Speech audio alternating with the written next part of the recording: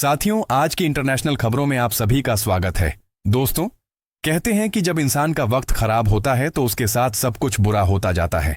साथियों, 9 अगस्त के बाद से संदीप घोष का वक्त जो है वो अब बुरा हो चुका है और अब घड़ी की सुई संदीप घोष के लिए उल्टा घूमने लगी है। संदीप घोष को क्या सजा मिलेगी, सुनवाई क्या होगी, यह कोर्ट सुनिश्चित कर चुकी है और यह आने वाला वक्त तुरंत आपके सामने आएगा। लेकिन संदीप घोष के घर के साथ क्या होने वाला है, यह कोर्ट ने और वक्त ने पहले ही बता दिया है। अब संदीप घोष का जो घर है उसे अवैध निर्माण मान करके उसके घर पर बुलडोजर चलने वाला है। साथ ही जिस तरह से कार्रवाई आगे बढ़ रही है, अब लोगों को यह उम्मीद हो चुकी है कि अब इस केस का इंसाफ जो है वह जल्द से जल्द होने वाला है। साथियों, कोलकाता बेटी को इंसाफ मिले, इसके लिए चैनल को सब्सक्राइब करके वीडियो को लाइक कर दें और कमेंट में जस्टिफाई कोलकाता लेडी अवश्य लिखें। साथियों, आरोपियों को चाहे जो भी सजा हो, लेकिन यह बात तो तय है कि आरोपी के पीछे जो उसका बना हुआ घर है, जितनी भी बनी अवैध संपत्ति है, जितने भी अवैध बने जो भी बिल्डिंग्स हैं वो भी ध्वस्त हो जाएंगी। साथियों, जो योगी पर उंगली उठाएगा वो मिट्टी में मिल जाएगा। साथियों, इस पूरी कहानी को जरा गहराई से समझते हैं। दोस्तों, संदीप घोष के घर पर बुलडोजर आखिरकार क्यों चल रहा है? जिस तरह से पहले अवैध निर्माण की बात सामने आई, लेकिन और क्या क्या बातें निकल करके सामने आई हैं। साथियों, मुझे लगता है दर्शकों को यह नोटिस की तस्वीरें ध्यान से देखनी चाहिए कि यह notice Kolkata municipal corporation Kolkata नगर निगम ने जारी किया है। इस नोटिस में क्या लिखा है मैं आपको बताता हूं और इसके बाद क्या होने वाला है वह भी हम आपको। साथियों, जो कुछ लोग कह रहे हैं कि संदीप घोष के घर पर बुलडोजर चलेगा, वह बंगाल है, वह उत्तर प्रदेश है। नहीं कि नोटिस जारी होने के बाद तुरंत यह कहा जा सके कि बुलडोजर चलेगा ही। लेकिन जो कार्रवाई की बात सामने आई है, एमसीडी के पास पूरे देश में यह पावर है कि अगर अवैध निर्माण है तो वह उसे गिरा सकती है, तो बुलडोजर चलना कोई बहुत बड़ी बात नहीं लगती। अब इस नोटिस के बाद, क्योंकि इस नोटिस में साफ साफ लिखा है to that Sandeep Ghosh and doctor Sangeeta Ghosh, मतलब ये दोनों पति पत्नी के नाम नोटिस है और उसमें बकायदा यह बताया गया है कि आपने जो 4 मंजिला इमारत बदन लेन सीटीआई रोड पर बनाई है, उसकी जो छत है और उसकी जो बाउंड्री है वो दोनों अवैध निर्माण के अंतर्गत आती है। अब जो धाराएं कहती हैं जो नगर निगम को अधिकार मिले हैं, इसके तहत वो यह कहते हैं कि केएमसी जो है नोटिस जारी कर सकती है। सेक्शन 544 के तहत उनका जो सीएमसी एक्ट 1980 है उसके तहत ये नोटिस जारी कर सकते हैं, एक्शन ले सकते हैं। मतलब ये हुआ कि संदीप घोष का जो घर है जहां छापेमारी भी हुई है, कई उसके ठिकाने हैं। अब उनमें से एक पर जिस पर अवैध निर्माण की बात सामने आई है, अब उसने छत और बाउंड्री अवैध निर्माण आखिर करवा कैसे लिया, वो पावरफुल है, यह सब कोई जानता है। लेकिन इसका मतलब इतना पावरफुल होना कि आपके घर की छत और आपकी बाउंड्री की दीवार अवैध निर्माण हो, मतलब आपने नियमों का पालन नहीं किया हो, तो सवाल उठेंगे ही। और मुझे लगता है अगर यह नोटिस का जवाब वह नहीं देता तो उसके बाद एक्शन होगा और बुलडोजर चलना कोई बड़ी बात नहीं लगती। जिस तरह से संदीप घोष के घर में बाबा का बुलडोजर चल रहा है, तो मुझे लगता है लोगों को थोड़ी बहुत राहत तो मिली ही होगी, लेकिन पूरी राहत कब मिलेगी ये तो खैर अभी हम भी नहीं कह सकते। कोलकाता में इस समय अवैध वसूली का भी लेकर के काफी सारी कहानियां बाहर आ रही हैं। ये कहानी क्या है? अवैध वसूली की बड़ी बात यह है कि जो यह अवैध वसूली, जो रिश्वतखोरी का नया चैप्टर खुला है कोलकाता में, उसमें अभिषेक बनर्जी के करीबी ने एफआईआर दर्ज करवाई है।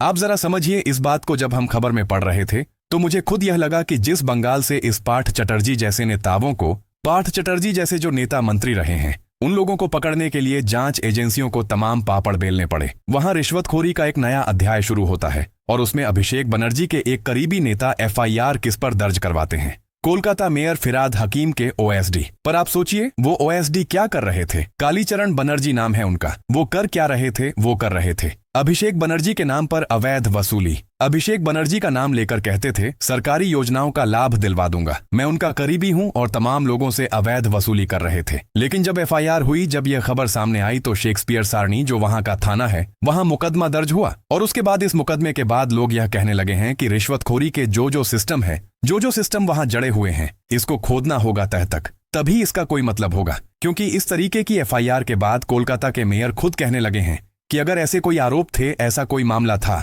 तो मुझे मेरे संज्ञान में नहीं दिया गया था। अगर ऐसा होता तो मैं खुद कार्रवाई करता। लेकिन कहते हैं कि जब शिकंजा कसने लगे, जब किसी के ऊपर कार्रवाई होने लगे, एक्शन होने लगे, तो उसके बाद लोग खुद ही कहने लगते हैं बचने के लिए कि ऐसा ऐसा हो सकता है। वो कई तरह के रास्ते सुझाने लगते हैं, कई तरह के बयान देने लगते हैं। पहले अभिजीत, दोस्तों, अभिजीत मंडल को लेकर के काफी ज्यादा जो है चर्चाएं हो रही थी। संदीप घोष के घर पर जो बुलडोजर चलने वाला है, यही नहीं, जिस तरह के संदीप घोष के खिलाफ जो भी सबूत इकट्ठा किए गए हैं, आपको जानकर हैरानी होगी कि संदीप घोष के पड़ोसी से लेकर के उसके गली मोहल्ले के लोगों तक का भी यही कहना है कि संदीप घोष ने जितनी भी जो संपत्तियां बनाई थीं वो अवैध थीं और इन पर कई साल पहले, कई महीनों पहले ही बुलडोजर चल जाना चाहिए था। हालांकि वह कहते हैं कि जब पाप का घड़ा बढ़ता है साथियों, तो उसके बाद भगवा एक के बाद एक हिसाब जरूर करता है। जिस तरह से प्रशासन ने नाम बताए हैं, इस केस में क्या और किसी के नाम भी सामने आना बाकी है जो इस समय अवैध वसूली हो गई, अवैध निर्माण में शामिल हो।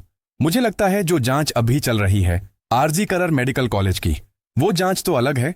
अभी कोलकाता हाई कोर्ट में एक नया मामला सामने आ गया है, वह इसी मेडिकल कॉलेज से ही जुड़ा है, डॉक्टरों की सुरक्षा से ही जुड़ा है। वह याचिका जब दायर हुई तो उस याचिका में यह कहा गया कि साहब धमकी गिरोह काम कर रहा है बाकायदा, और वहां डॉक्टरों को परेशानी हो रही है। जूनियर डॉक्टर हो, छात्र छात्राएं हो, तमाम लोगों को धमकियां दी जा रही हैं। किस बात की धमकी दी जा रही है? आखिर उन लोगों को पास करवाने के लिए, या फिर डिग्री देने के लिए, या तमाम तरीके के भ्रष्टाचार को उजागर करने के लिए? आखिर किस तरीके का यह गिरोह चल रहा है? खुद कोलकाता हाई कोर्ट ने इस पर संज्ञान लेकर यह कहा है कि अगर इस तरीके का मामला है तो राज्य सरकार को जांच करवानी होगी। आखिर आप सोचिए, आरजी ककर मेडिकल कॉलेज में इतनी बड़ी घटना होती है, उसके बाद कई और कॉलेजों से ऐसी बातें सामने आती हैं।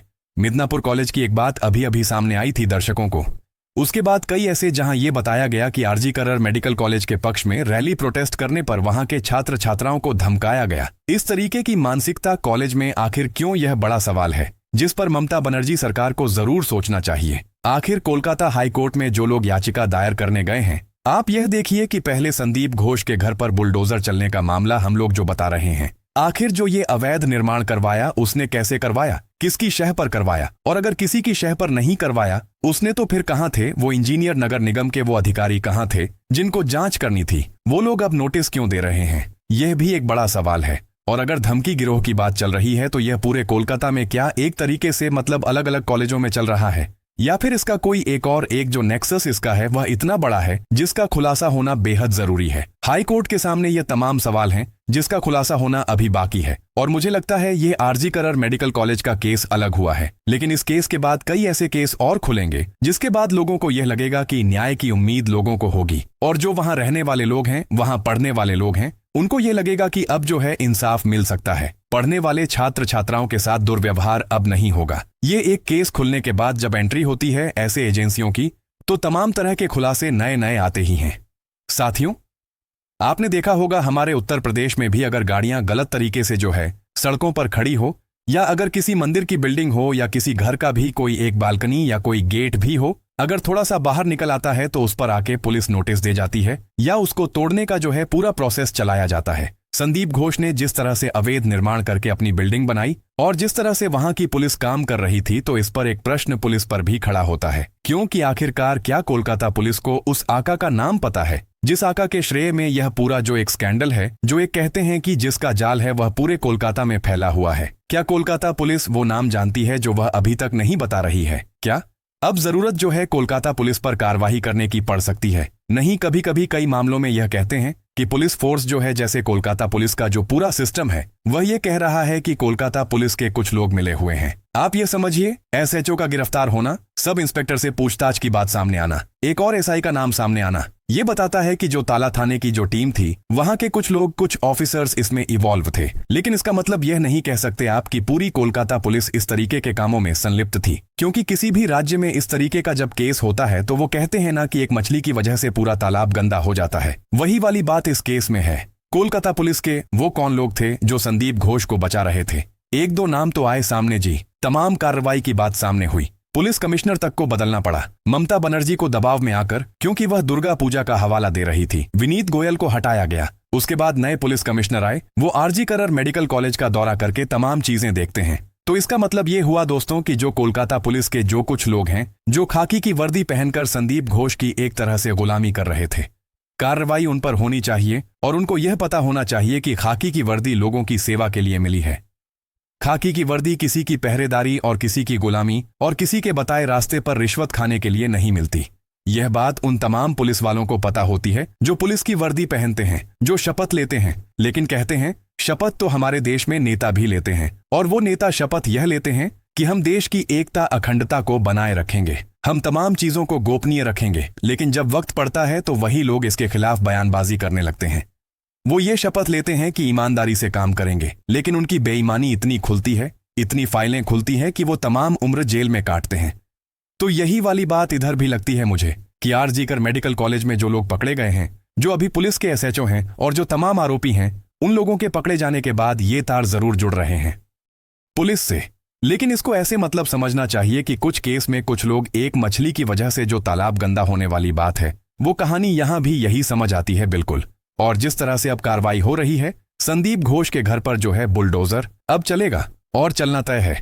नोटिस जो है वह जारी हो चुका है और साथ ही कई सारे सवाल जो हैं वह अब कोलकाता पुलिस के कुछ पुलिस कर्मियों से भी पूछे जाएंगे कि आखिरकार इतना बड़ा कांड हो गया और इन सब में आखिरकार आपकी जो एक भूमिका थी वह किस तरीके की थी।